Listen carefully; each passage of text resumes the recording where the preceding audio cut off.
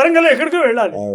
కేవలం ఒకే రోడ్డు కాదు కదా, అనేక రకాల మార్గాలుగా వెళ్ళొచ్చు. ఫ్లైట్లో, కారులో వెళ్ళొచ్చు, బస్సులో వెళ్ళొచ్చు, ఇంకో రకంగా వెళ్ళొచ్చు కదా. అనేక రకాలుగా వెళ్ళొచ్చు కదా, గమ్యానికి అనేక రకాలుగా వెళ్ళొచ్చు. అలాగే ఇక్కడ కూడా ఈ మంత్రాలు ఇప్పుడు ఇవన్నీ మనం రాసినవి కాదు, కానీ మనం పాటిస్తున్నాం. అంతెందుకు మనం మీ పిల్లాడు నేర్చుకునేటువంటి విద్యలు ఉన్నాయి, స్కూల్కి వెళ్ళి ఆ విద్య కూడా వాడు రాసింది కాదు కదా, మీరు రాసింది కాదు, నేను రాసింది కాదు, ఎవరో రాసినా మనం వాడుకుంటున్నాం. అలాగే వేదాలు ముమ్మాటికి కాలం చెల్లిపోయినవి కాదండి. అలా ఆ వేదాలు కాలం చెల్లిపోయిన అనే ముందు మరి ఇవన్నీ కాలం చెల్లిపోయినవి కదా, అక్షరాలు కాలం చెల్లిపోయినవి కదా, ఎప్పుడో పుట్టాయి కదా ఇవన్నీ. నా నెక్స్ట్ ప్రశ్న అదే గురుగారు, అక్షరాలకి ఇంత శక్తి ఎక్కడిది? మనం తయారు చేసిన అక్షరాలే కదా, మనం రాసిన అక్షరాలే కదా. ఉందండి, ఖచ్చితంగా చెప్తాను, దానికి కూడా చెప్తాను. ఈ మంత్రాలకు వేదాలకు కాలం చెల్లిపోయాయి అని అనే ముందు ఈ అంకెలకు కూడా అవి ఎప్పుడూ పుట్టాయి, ఎవరు రాశారో ఎక్కడ పుట్టాయో తెలియదు కదా, మరి అవన్నీ కూడా కాలం చెల్లిపోయినవి కదా. కాలం చెల్లిపోయినా మనం వాడుకుంటున్నాం కదా, వాటి కాలం చెల్లిపోయినా వదిలేస్తున్నాం, వాటితో వ్యాపారాలు కూడా చేస్తున్నాం.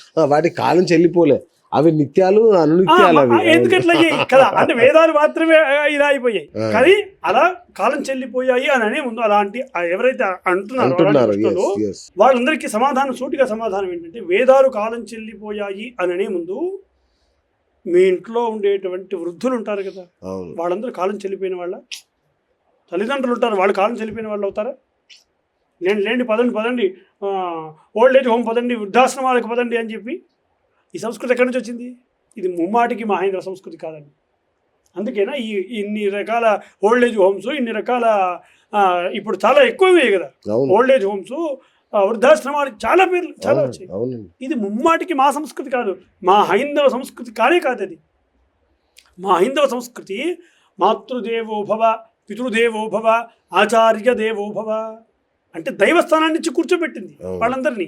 ఇట్లాంటి సంస్కృతి మీకు కాలం చెల్లిపోయినట్టుగా కనబడుతుందంటే మారాల్సిన సంస్కృతి కాదండి, మారాల్సిన బుద్ధి ఇట్లా మాట్లాడేటువంటి బుద్ధి మారాలి. ఊరికి మామూలుగా అక్షర సమూహానికి ఖచ్చితంగా శక్తి ఉంటుంది. ఎందుకుంటుందంటే ఒకటి చెప్తా. ఇప్పుడు మీకు ఉన్నట్టుండి ఎవరైనా వచ్చి మిమ్మల్ని, మీకు 1,00,000 రూపాయలు జీతం పెంచాం, మీకు జీతం పెరిగింది అని అంటే మీకు ఎక్కడా లేనటువంటి ఆనందం వస్తుందా?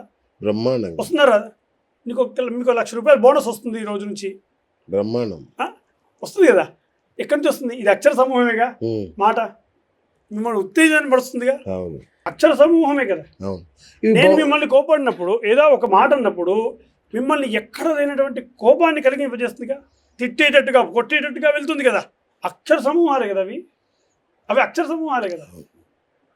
ఇప్పుడు ఎవరో చనిపోయారు, ఆప్తులైన వాళ్ళు ఎవరో చనిపోయారు అని తెలుస్తుంది. మాటే మంత్రం అంటారు. అంటే మాటలే మన మామూలు మాటలే ఇంత ప్రభావితం చేస్తున్నప్పుడు అచింత్యమైనటువంటి పరబ్రహ్మ స్వరూపం అండి వేదము, మంత్రము, వేదాలు. ఈ సమస్తమైనటువంటి బ్రహ్మాండాన్ని తేజోమయం చేస్తున్నటువంటి మంత్రాలు వేద మంత్రాలు. ఆ పరబ్రహ్మ చైతన్యం ఏదైతే ఉందో ఆ చైతన్య స్వరూపము నా మంత్రాలు. అట్లాంటి మంత్రాలు బ్రహ్మాండాన్ని చరింపజేయలేవా? అలాంటి మంత్రాలు బ్రహ్మాండాన్ని సైతం ఉద్ధరించజేయలేవా? అలాంటి మంత్ర సమూహం ఎందుకు అవుతుంది? కేవలం మంత్ర సమూహం. ఆ మంత్ర సమూహమే ఇంతటి బ్రహ్మాండాన్ని సైతం చలింపజేయగలుగుతుంది. అందుకే చూడండి, గుళ్ళో గంట మోగితే ఆ అటెన్షన్ చూడండి ఎంత గొప్పగా ఉంటుందో. అదే వేద మంత్రాలు అలాంటి 100 ఘంటానాదాలు మోగిస్తే ఎంత అటెన్షన్ వస్తుందో, ఒక్క వేద మంత్రానికి అంత స్థితి వస్తుంది. అంత స్థితి ఉంటుంది వేద మంత్రానికి. మంత్రాన్ని ఇట్లా విమర్శించడం కాదండి. ఇలాంటి హేతువాదులుగా ఇచ్చాది ఎవరైనా సరే మంత్రాన్ని విమర్శించడం కాదు, మంత్రాన్ని అనుభూతిని పొందాలి, మంత్రం యొక్క స్థితిని కాపాడాలి. సో ఇంతవరకు ఓకే గురుగారు, అంతా బాగానే ఉంది, మీరు చెప్పేదంతా ఓకే. కానీ ఈ మంత్రాల పేరుతో జరుగుతున్న వ్యాపారం ఏదైతే ఉందో చాలా దారుణంగా ఉంది. అంటే లక్షలు, కోట్లు కాదండి. ఒకటండి, ఇప్పుడు నేను ఒక గుళ్ళో అర్చకత్వం చేస్తున్నాను, గుళ్ళో భగవంతుడి సేవ చేసుకుంటున్నాను, లేదా ఫలానా యజ్ఞాన్నో యాగాన్నో చేస్తున్నాను, లేదా ఫలానా యాగ సంరక్షకుణ్ణి అని చెప్పి ఏ సూపర్ మార్కెట్కో వెళ్తే చెప్పండి, మీరు నాకు కనీసం సూపర్ మార్కెట్ సరుకులు ఇస్తారు? లోపలికి కూడా రాని ఎవరు కదా, ఎవరు కదా. అలాగే ఏ పోనీ ఏ వైద్యశాలలో ఏ హాస్పిటల్లో అయినా కనీసం వైద్యం చేస్తారు చేయరు కదా. పోనీ లక్షలు పోసి ఇప్పుడు కొంటున్నటువంటి ఈ ఆధునిక విద్యలు ఏవైతే ఉన్నాయో ఆ విద్యలు ఏదైనా ఒక్క విద్యను చెప్పగలరా? ఒక విద్యను నేను నేర్పించగలరా? నేను ఫలానా గుళ్ళో పూజారినండి, ఫలానా అర్చక లేదా యజ్ఞం చేస్తున్నాను, యాగం చేస్తున్నాను, ఇలా లోక కళ్యాణార్థం చేస్తున్నాను అంటే నాకు కనీసం విద్య నేర్పించగలరా? నేర్పించలేరు. కనీసం బండ్లో పెట్రోల్ కొట్టగలరా? కాదు కదా. ఒకప్పుడు భిక్షాచరణ ఉండేది, భిక్షాచరణం చేసుకునేటువంటి జీవనం ఉండేది. అది భిక్షాచరణ చేసుకుంటూ జీవనం గడిపేటువంటి స్థితి ఒకప్పుడు ఉండేది. కానీ అది ఇప్పుడు ఈ ఆధునిక యుగంలో సాధ్యమైనటువంటి అంశం కాదు. కానీ వేద సేవ జరగాలని, ధర్మరక్షణ జరగాలని కాంక్షించేటువంటి ధార్మికులు ఉన్నారు చూసారా, వాళ్ళు చేసుకొని వాళ్ళు వ్రతాలు హోమాలు వాళ్ళు చేసుకొని ధర్మరక్షణార్థం చేస్తున్నటువంటి కర్మల ద్వారా వస్తున్నటువంటి సంపాదనే ఆ దక్షిణే.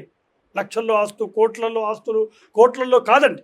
అది ముదిగొండ చందు గారికి మాత్రమే, మిగతా వారు కాదండి. మిగతా వారు చెప్తున్నా వినండి, భయపెట్టి భయభ్రాంతులకు గురి చేసి అవన్నీ తుచ్చమైనటువంటి సంపాదన నా దృష్టిలో. మామూలుగా చెప్తున్నాను, అట్లాంటి విషయం కాదు, అలాంటి విషయం నేను మాట్లాడకూడదు కూడా విషయం చెప్తున్నా. ఎందుకంటే అంటే ఇక్కడ నేను ధార్మికమైనటువంటి విషయాలు చెప్తున్నా. ధార్మికంగా తను చేస్తున్నటువంటి వృత్తితో ధార్మికంగా పనిచేస్తూ ధార్మికులు చేస్తున్నటువంటి యజ్ఞ యాగాది క్రతువుల్లో వస్తున్నటువంటి సంపాదనతో జీవిస్తున్నటువంటి వాళ్ళు కోకుల్లో ఉన్నారు.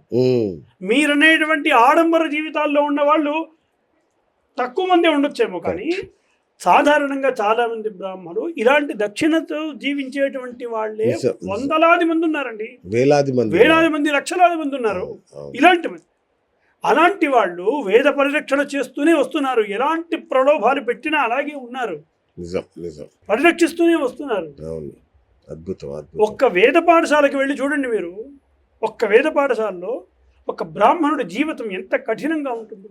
ఇంతటి ఆధునిక యుగంలో కూడా వేద పరిరక్షణ చేస్తూ ఒక్క విద్యార్థికి కూడా వేద పాఠశాలలో జరిగినటువంటి నేర్చుకునేటువంటి విద్యార్థి దగ్గర నుండి ఒక్క రూపాయి కూడా తీసుకోకుండా 3 పూటల భోజనం పెట్టి మరి కావలసిన వసతులు ఇచ్చి మరి వేద విద్య నేర్పించే గురుకులాలే మీకు కనబడతాయి.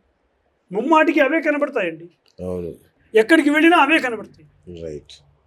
అలాగా వేద పరిరక్షణ చేస్తూ వస్తున్నటువంటి వాళ్ళు చాలా మంది ఉన్నారు, కోకొల్లోలుగా ఉన్నారు. తన స్వార్జిత ధనము, పిత్తార్జిత ధనాన్ని కూడా వేద పోషణ కోసం కేటాయించిన వాళ్ళు ఉన్నారు చాలా మంది. దాన్ని కేటాయిస్తూ పరిరక్షిస్తూ వస్తున్న వాళ్ళు ఉన్నారు. ఆ ధార్మికుల గురించి నేను మాట్లాడుతున్నాను. ఆ ధార్మికులందరూ కూడా ఇలాంటి ధర్మబద్ధమైనటువంటి జీవనాన్ని గడుపుతున్నటువంటి వాళ్ళే, ధర్మబద్ధంగా జీవిస్తున్నటువంటి వాళ్ళే. వాళ్ళు ఎక్కడా కూడా అంటే మితిమీరినటువంటి స్థితి కాదు, ఎక్కడో ఒక దగ్గర జరుగుతుంది. అది అంతటా ఉంది. ఒక్క రంగమే కాదు, అన్ని రంగాల్లో అలాంటివి ఉన్నాయి కదా. అన్ని రంగాల్లో అలాంటివి జరుగుతున్నాయి. కాకపోతే కొంత ప్రభావం చేత కొన్ని ముందు వెనక కావచ్చు, కానీ సాధారణంగా ధార్మికంగా జీవిస్తున్నటువంటి వాళ్ళు కోకొల్లోలుగా ఉన్నారు.